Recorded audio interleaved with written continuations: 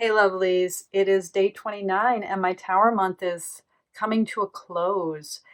So, I wanted to make an announcement tonight. I will say more about this tomorrow, but my plan is to have a Mindful Tarot 4-week class in September, limited to just 20 people, and including not only individual um, tarot readings with those who sign up for the class, but also um, my commitment to review the class members' own readings using mindful tarot principles and techniques that we'll learn over the course of the 4 weeks together. So the format will be once a week video conference, and that will be recorded, but I'll try I think I'm going to schedule it for 8 a.m. on Saturday morning, Pacific time. So I think that's a time that will work okay for people in the East Coast, people farther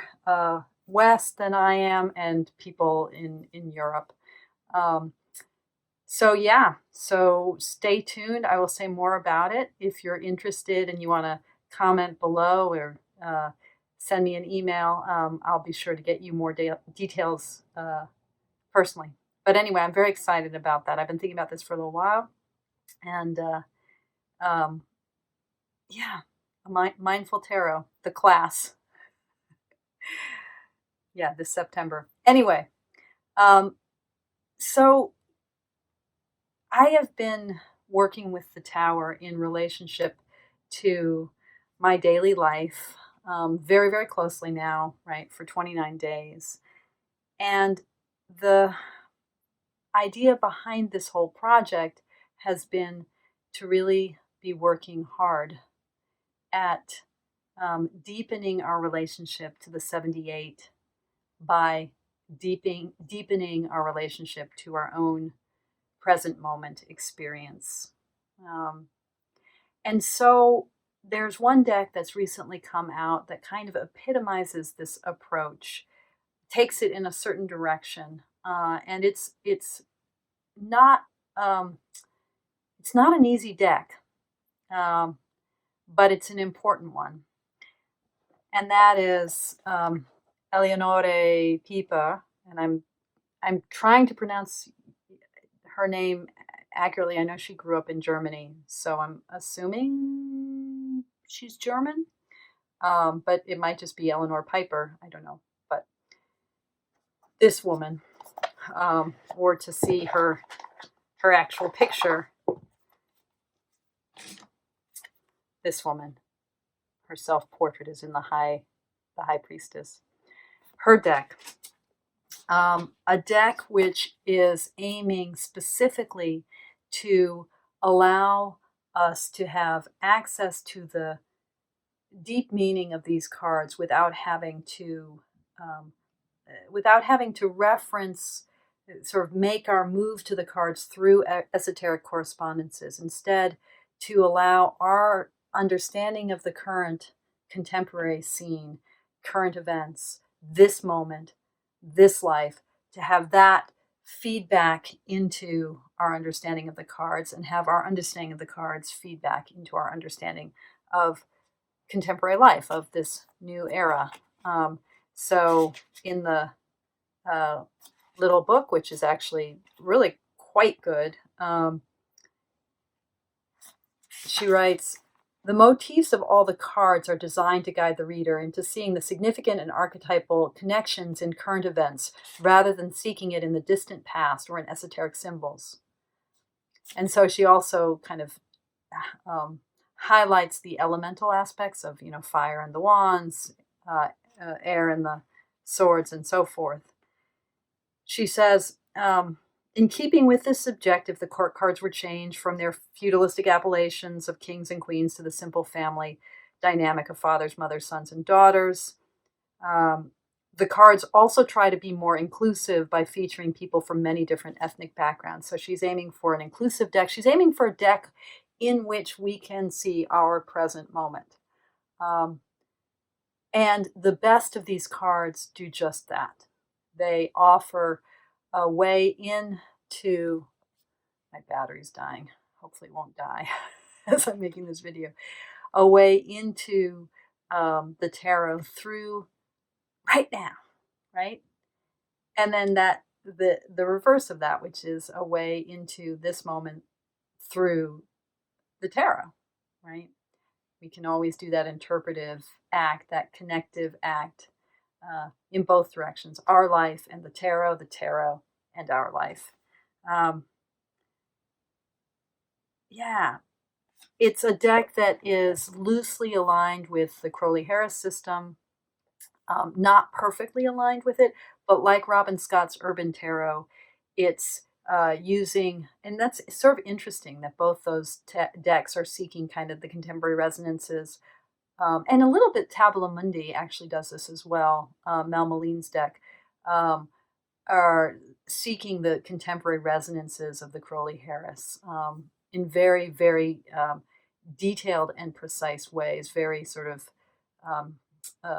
very specific, very particular. The faces that we see in this deck are real people. I mean, I don't know if they're, well, there's Lincoln. Sometimes they're actually recognizable people like the Lincoln Monument or the Dalai Lama, and then sometimes they're sort of archetypal people who might be based on actual folks or photographs that Leonore knows. She doesn't ever say, but you always have this sense that you're dealing with the particularity of life, that this is not abstract, that these archetypes are not, these archetypal images are not, far away. They're not distant. They're not mythological in this way that we have to like go into history books or into storybooks to get.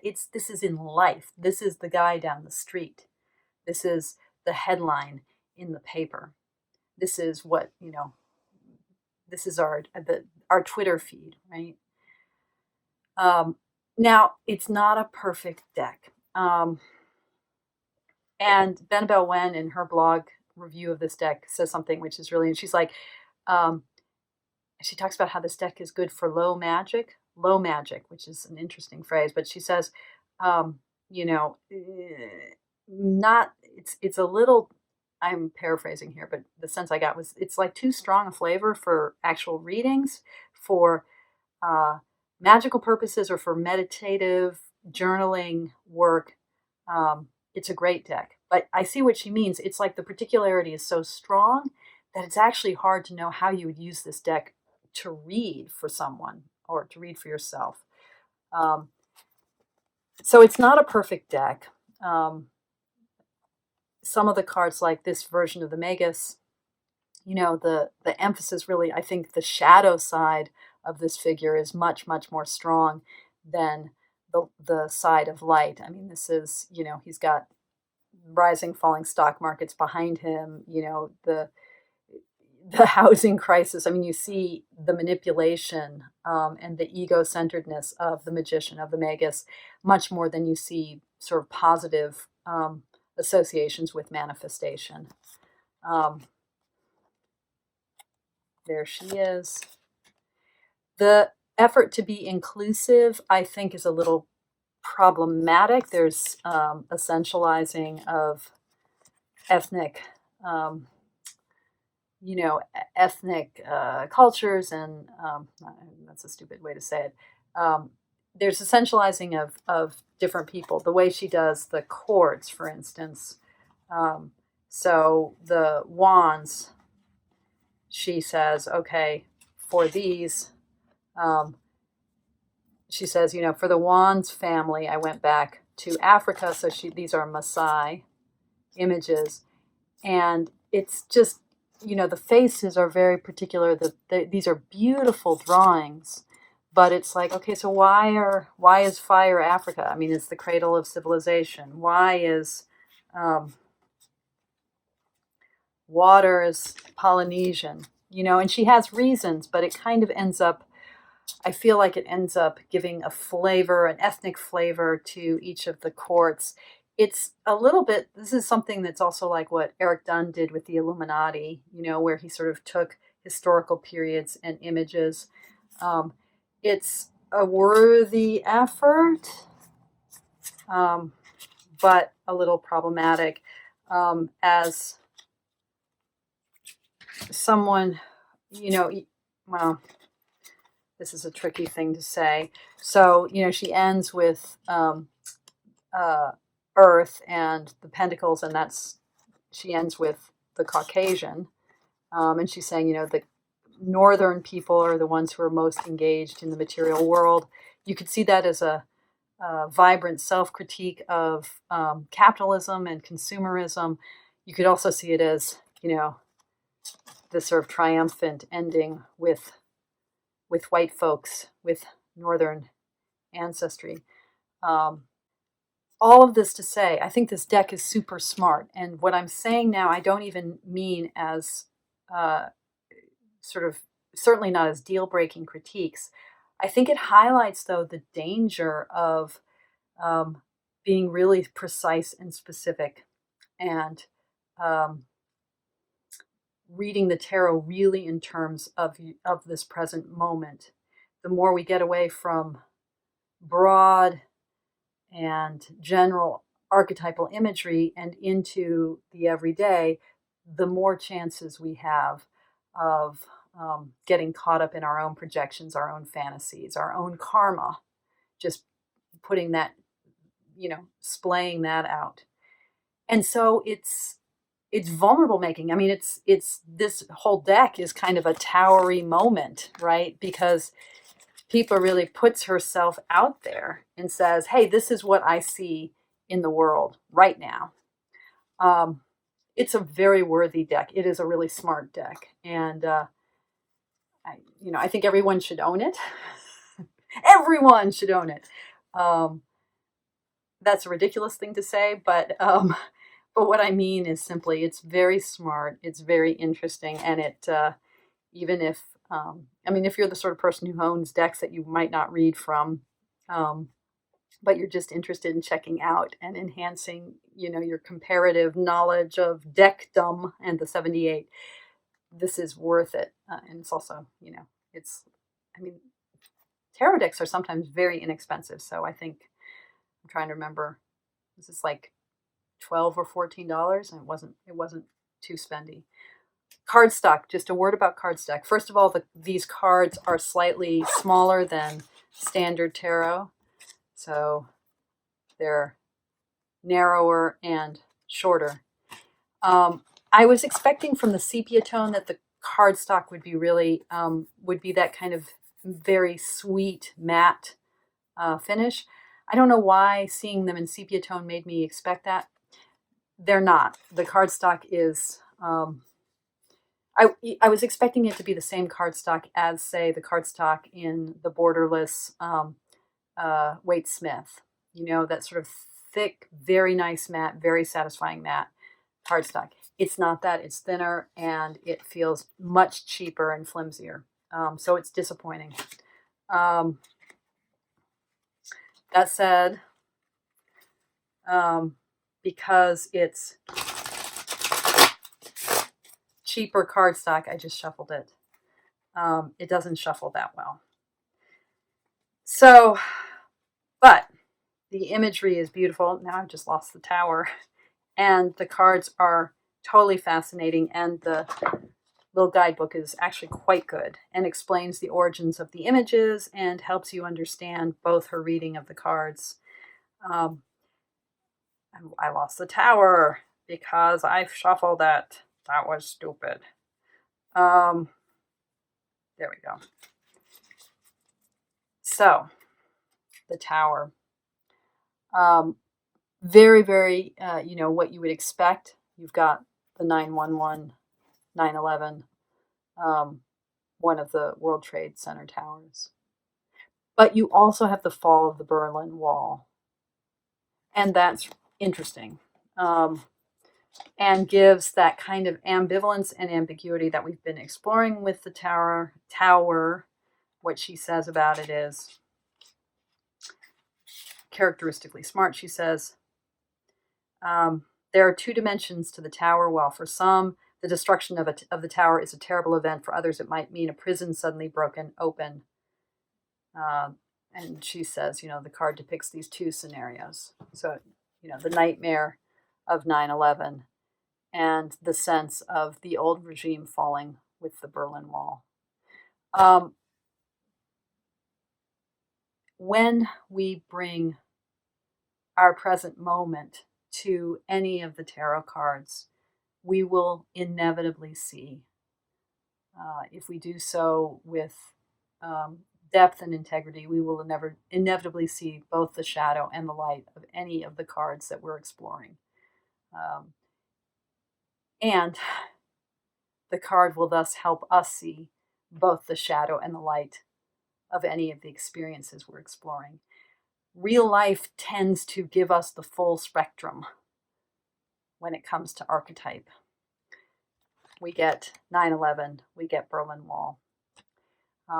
And with that, I also just wanted to say, I am very much aware today. I haven't been aware, but today I'm very much aware that there's some towery stuff happening in this YouTube world that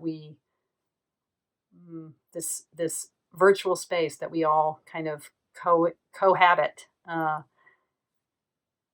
I saw Simon, the Hermit's Cave.